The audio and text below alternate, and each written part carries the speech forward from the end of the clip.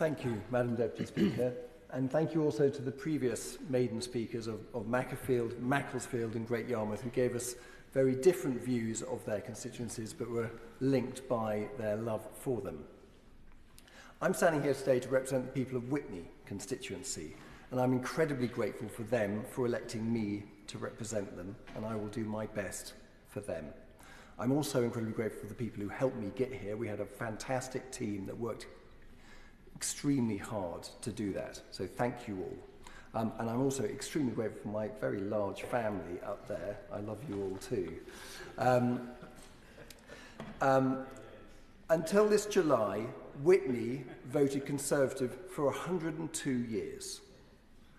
Famous parliamentarians from Witney include Douglas Hurd and David Cameron, and I owe David Cameron a backhanded vote of thanks because some of the decisions he made put me on the path to politics.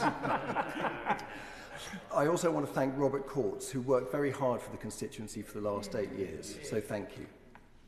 Our constituency is beautiful. It sits at the bottom of the Cotswolds. It's full of market towns like Farringdon, Burford and Witney that did well off the wool trade, and they did more than trade it. They spun it, they wove it, and it made it into beautiful blankets which were famous throughout Europe since the Middle Ages. Then the dastardly duvet came along, and that was the end of it. But at its best, Witney innovated, and we've got a lot of Methodist roots in town, and they shared technology, and they cared about welfare, and they cared about social justice. And if there's one theme that's kept going today throughout the constituency, are those cares. So there are so many community groups that work so hard, and it's one of the wonderful things about being an MP and being a candidate is you get to see so much of them firsthand. And whether it's the food banks and the larders and the fridges, the sports teams, the day centres, the councils, the churches, you name it, it goes on and on and on. And that network of volunteers is what makes it tick. And they are particularly stretched now because our public services are so underfunded and so stretched. Witney is just 10 miles west of Oxford, and that makes it, for many, one of the reasons that makes it so wonderful to live, work and play there. And that cuts both ways. So we have got enormous pressure from housing. So many people have grown up there but cannot afford to live there anymore, and that is brutal. And then adding to that is transport, where we in our wisdom tore up the railway 50 years ago, and we are stuck on the A40, which now takes more than an hour most days to get between just those 10 miles between Witney and Oxford. And that then doubles down into health. So we've got great GP practices around the constituency, but our secondary healthcare is in Oxford, which is virtually impossible to get to, and that causes an enormous amount of stress. So what we are trying to do is get secondary healthcare out of that hub in Oxford, out to Witney, where we can have redeveloped council-owned land into better healthcare services, more social rent housing, and better further education provision. For the last 4 years, I've worked on the project to rebuild the railway linking Carterton, Witney, Ensham with Oxford.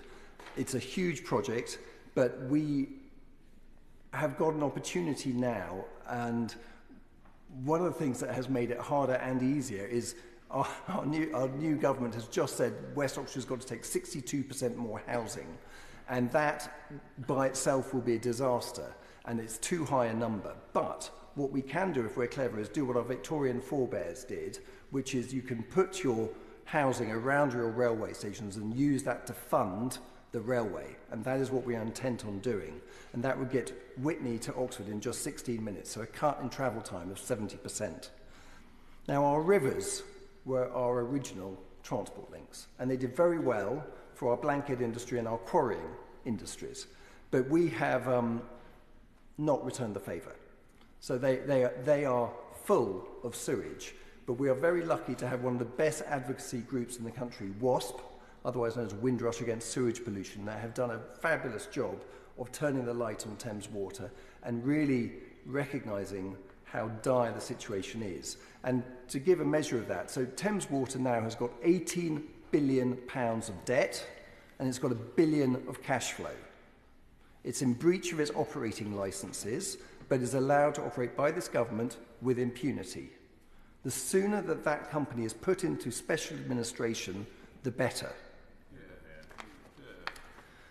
Our constituency also plays a major part in the defence of our country. We've got the biggest airbase in the UK at RAF Bryce Norton, just south of Carterton, and we've got the nation's Defence Academy at Shrivenham, in the south of the constituency.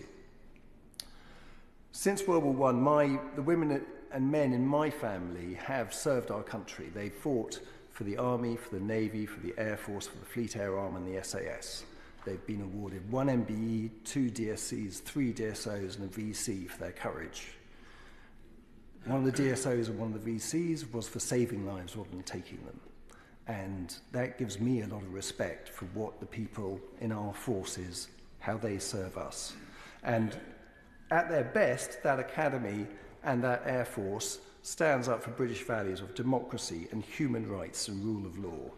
And what we need to do in our chamber here is make sure that we also stand up for those and make sure that we don't sell weapons to dodgy regimes. Today's motion is about Syria, and I fully support it because we need to get more humanitarian aid in there. 30 years ago, I visited Syria, and it was wonderful. I was invited to a wedding feast that evening by a chance meeting that morning, and the hospitality was fabulous. 9 years ago, a 2-year-old Syrian boy was washed up dead on a British beach. And this country's grief was enormous. There was a nationwide outpouring.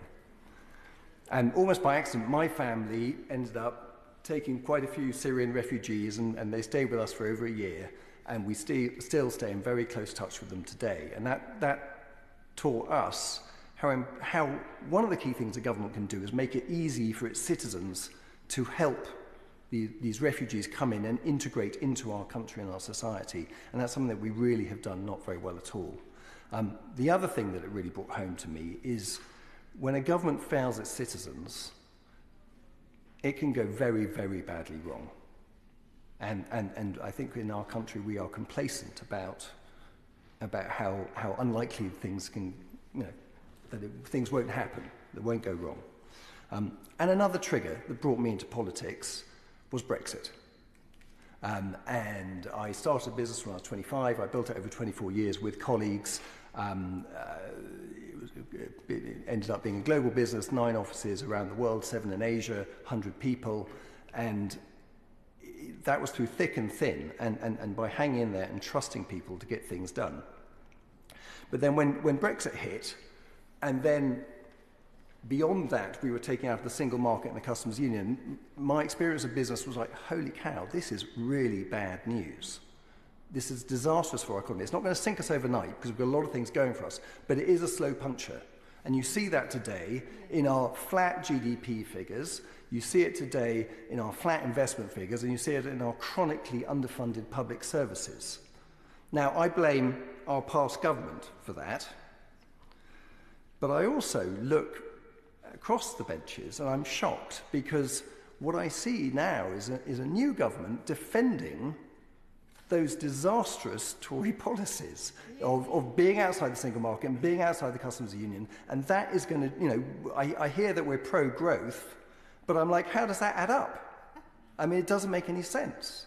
So I really hope, and I say this, in a spirit of kind of constructiveness, that we find a way to get out of that hole pretty quickly, because we owe it to our country to do so. So please, I'd love your help on that. Yeah.